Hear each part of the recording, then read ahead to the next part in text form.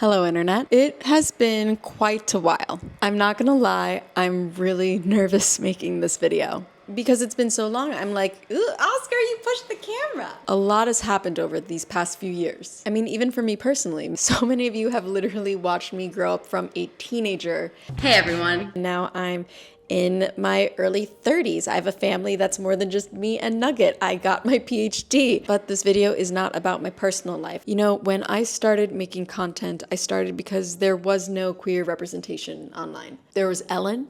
This was also when social justice movements for LGBTQI plus people, we were at the forefront of that, of the millennia. There was no gay marriage at the time. Don't ask, don't tell was still a thing. And I stopped making content because we had made a lot of progress. And then at the same time, there was this new generation of young LGBTQI plus folks making content. I felt in a way I wasn't needed as much, so it was bittersweet. It was like passing down the torch. Every time I've entered a queer space this year, in 2025 at least, I've run into people who watched my content growing up. And every single time I'm asked, are you going to start making content again? Given our political and social climate, maybe now's the time. I know things might seem very scary, and that's because they are. So I'm just going to be really, really honest. And I think that means hearing some things that we may not want to hear, and also me saying things I really don't want to say and I'm a little uncomfortable. So maybe we can be uncomfortable together. Our country, our world has become extremely, extremely polarized, and that has become a weapon. That polarization is exacerbated because we just keep fortifying these walls around us and staying in these echo chambers, whether it be with the people we engage with or the content we engage with. Myself included. I literally live in Brooklyn, New York. You know, when we're in a state of fear, the innate human response is to surround ourselves with people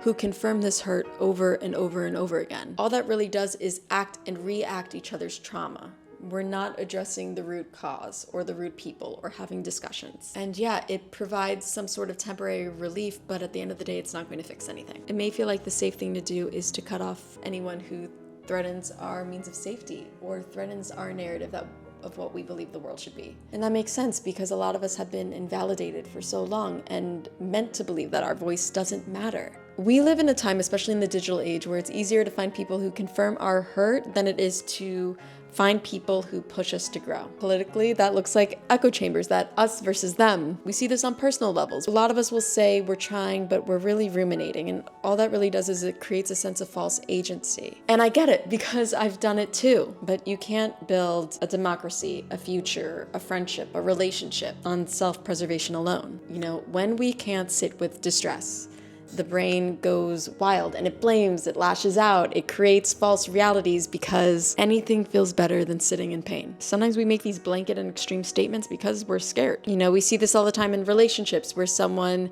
is saying, this is who I am, I can't change, take it or leave it, which is basically like taking a math test and you get a B on it and then saying, actually, it's an A. It's denial dressed up as certainty. And this happens politically, right? We see people chasing conspiracies and blaming people instead of sitting with the discomfort and with the truth. If we want people to change, if we want people to come around, we need to make them feel safe to do so, which is a hard pill to swallow, especially when these people have hurt us or we associate them with pain. But the thing about shame is it makes people dig in their heels. It makes them more resolute in their decisions. There have been so many studies that show that, you know, it's often men who you say, hey, don't do this or don't touch this or move that thing, and then they do it anyway because they can't stand being told what to do. They have to fight, they have to dig their heels and do the opposite. And no, I'm not saying all men. I'm sure there's plenty of non-binary folks and women who do this too. Oftentimes the children of these men, children of these parents can get to a point of depression where they pull inward and they get angry and they lash out because they haven't been taught how to articulate their pain. Politically, we've been seeing this in action. Leaders and even voters acting out of pain and not certainty, and not in a way where we have conversations. Because if we were actually listening to what people said instead of just acting out of our own pain, I don't think we would have who we have in the office right now. And when you're triggered, it's so easy to just paste an old wound onto the person in front of you and call it truth. So when someone hurts us, we associate that person with our past traumas,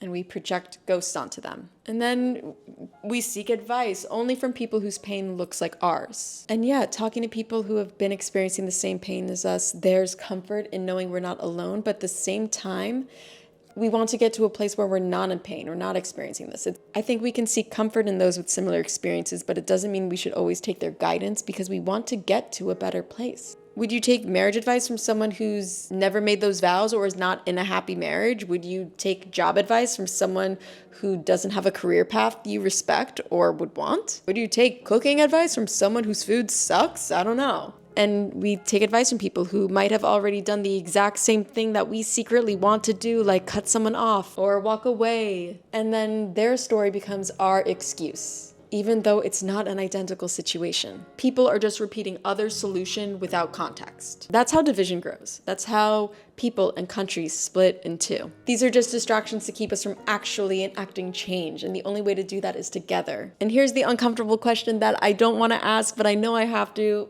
because I've had to ask myself this question, but are we trying or are we avoiding? Real trying means doing the hard, uncomfortable work together, not just throwing up our hands when we hit capacity. And here's the thing about hitting our capacity or wanting to protect our peace. Should we keep doing something we're at capacity? No, I'm not saying that. But then we have the responsibility to say, okay, I'm at capacity now. I need to get myself to a place where I can take this on. Hitting capacity doesn't mean you get a lifetime pass to avoid dealing with it, to just run away from what hurts. Because here's the thing about capacity. Capacity can be rebuilt. It means you've got to build yourself back up to the place where you can deal with it. Get it? So many of us are exhausted and tired and we're like, I've had these conversations, it's not getting through to them, I'm done. But here's the thing, sometimes people need to hear things more than once. You keep talking until you actually understand each other, and that means trying different ways to communicate. How can we expect to change the world, to change minds without being active participants in it? And maybe you're like, no, I'm done, I tried, it's not working. But here's the thing. Maybe you think you've been trying because trying by yourself is the only thing you know how to do. But we need to view the world and everyone in it as a partner. This is our world together. It's a giant, giant partnership. And of course, it's going to be exhausting because anything feels exhausting when it's new. And so many people might think it's too late, or I haven't spoken to this person or this family member in so long. But here's the thing. If you're willing to communicate with one another, it is never too late. That means we can't let people who have hurt us in our past or our past traumas or these inherited scripts destroy what could still be saved. Healing, whether in our politics or families or relationships, requires creating safety. If you want someone to change their mind, you don't corner them, you make them feel safe enough to do so. That means putting our long-term happiness above our pride, putting repair above ego, putting love above shame. We need to be kind not only to ourselves, but we need to be kind to each other, and we need to be kind when it's hard, especially when it's hard. I hope we try to build more bridges instead of burning them. Maybe reach out to that family member who you think doesn't see eye to eye with you. Maybe it means reaching out to that friend whose beliefs got too extreme one way or the other for your liking. Talk to each other, humanize one another, because if we want to get to a better place, a better future, we need to do it together.